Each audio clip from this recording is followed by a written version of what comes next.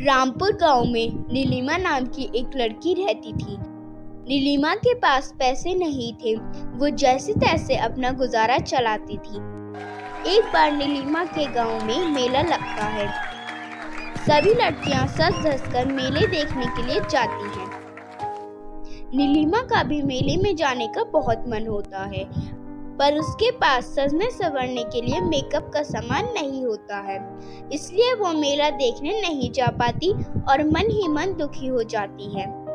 मेरी सभी सहेलियां मेला देखने गई हैं, वो खूब मजे कर रही होंगी, झूला झूल रही होंगी और आइसक्रीम भी खा रही होंगी, पर मेरे पास तो मेकअप का सामान ही नहीं है। मैं झरने के पास जाकर ही अपना दिल बहला लेती हूँ।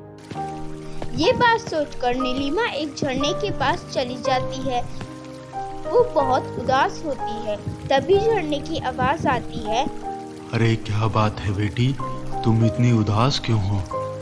नीलिमा उस झरने को अपनी उदासी का कारण बताती है, जिसे सुनने के बाद जादुई झरना कहता है, बेटी, मैं एक जादुई झरना हूँ। तुम्हारे मेकअप के लिए तुम्हारे पास सामान नहीं है ना? मैं तुम्हें जादुई लिपस्टिक देता हूँ। ये लिपस्टिक तुम्हारा सारा मेकअप कर देगी और उसके बाद तुम आराम से मेला देखने जा सकती हो। जादुई झरने के ये कहते ही झरने से लिपस्टिक की बारिश होने लगती है। नीलिमा उस झरने से एक लिपस्टिक ले लेती है और उससे अपना मेकअप करके सुंदर बन जाती है और खुशी खुशी मेला देखने पहुंच जाती है। नीलिमा अपनी सहेलियों को उस जादुई झरने के बारे में बता देती है। इन्हीं लड़कियों में से एक लड़की माया होती है। माया के माँ बाप नहीं थे, वो बहुत गरीब थी। नीलिमा की बात सुनने के बाद वो भी जादुई झरने के पास जाती है और उससे मदद मांगती है। हे जादुई झरने, मैं बहुत गरीब हूँ, मेरा इस दुनिया में कोई नहीं है, मेरी मदद करो। माया की बात सुनकर जादुई झरना रुपयों की बारिश कर देता है, जिन्हें पाकर माया खुशी खुशी घर चली जाती है। जादुई झरने की बात गांव में हर किसी को पता लग जाती है और सभी गांव वाले एक एक घर से जादुई झरने के पास मदद मांगने जाने लगते हैं और जादुई झरना सबकी मदद करने लगता है।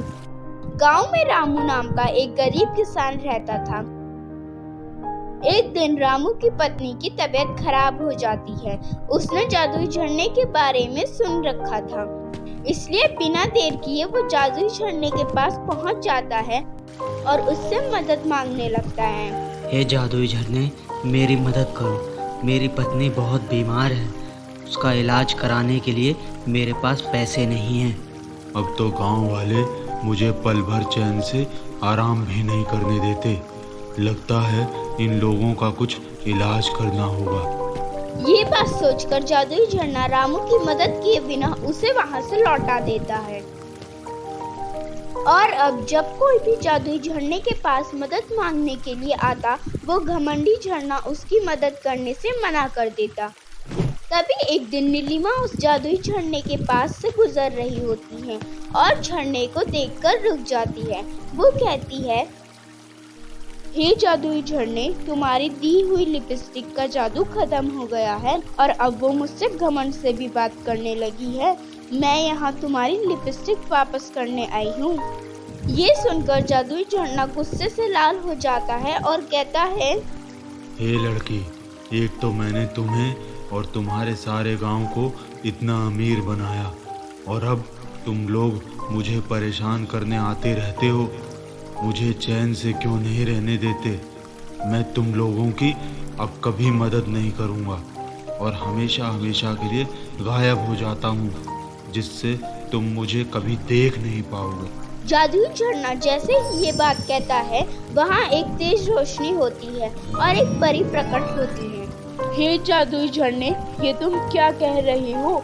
जो लोग दूसरों की मदद करते हैं वो कभी अपने सुख चैन के बारे में नहीं सोचते, वो लोग सेवा को ही अपना धर्म मानते हैं।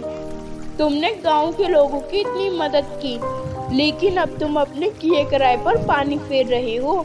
यहाँ से गायब होने के बाद तुम्हें कभी लोगों की दुआएं नहीं मिलेगी। गांव के सभी लोग तुम्हारा गुणगान करते हैं, लेकिन कुछ दिनों से उन लोगों की मदद नहीं करने पर वो परेशान हैं। इसलिए तुम बिना कुछ सोचे समझे उनकी मदद करो। परी की बात सुनकर जादुई झरने का घमंड खत्म हो जाता है और जादुई लिपस्टिक का जादू वापस आ जाता है। जादुई झरना अपनी गलती के लिए परी और नीलिमा से माफी मांगता है। उस दिन के बाद जादुई झरना किसी को भी अपने पास बिना मदद किए नहीं लौटाता है। तो प्यारे दोस्तों, आपको कैसी लगी हमारी नई कहानी? अगर आपको अच्छी लगी हो तो इस वीडियो को लाइक करें, शेयर करें, सब्सक्राइब करना ना भूलें।